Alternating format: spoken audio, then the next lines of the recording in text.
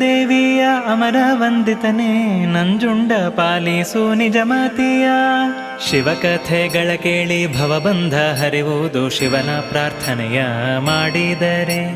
ಮನದ ಇಷ್ಟವೂ ಬೇಕಾದ ವರಂಗಳ ಪರಮೇಶ್ವರ ಕರುಣಿಸುವ. ಒಂದು ದಿವಸ ಗಿರಿ ರಾಜ ಓಲಗದೆ ಆನಂದದಿಂದಲೇ ಕುಳ್ಳಿರಲು. ಅಂದಿಗೆ ಕಿರುಗೆಜ್ಜೆ ಘಲಿರೆನ್ನು ತಲಿಬಾಲೆ ಬಂದಳಾಗಲೇ ಪಾರ್ವತಿಯು. ಆವಣಿ ವಾಲೆಯು ಅಲಿಗಲಿಗಾಡುತ್ತ ಹೂವಿನ ಜಡೆಯು ನಲಿಯುತ್ತಲಿ. ಆಭರಣವು ಘಮ್ಮು ಘಲಿರೆನ್ನು ತಲಿಬಾಲೆ ಬಂದಳಾಗಲೇ ಪಾರ್ವತಿಯು. ಬಂದ ಮಗಳ ಬೀಗಿದಪ್ಪಿ ಮುದ್ದಾಡುತ್ತ ಚಂದದಿ ತೊಡೆಯ ಮೇಲೆ ಇಟ್ಟು. ಮುಂಗೋರುಳನು ತಾ ಸರಿಸುತ್ತ ಮೋಹದಿ ಚಂದದಿ ಗಿರಿ ರಾಜನಿದ್ದ. ಗಗನ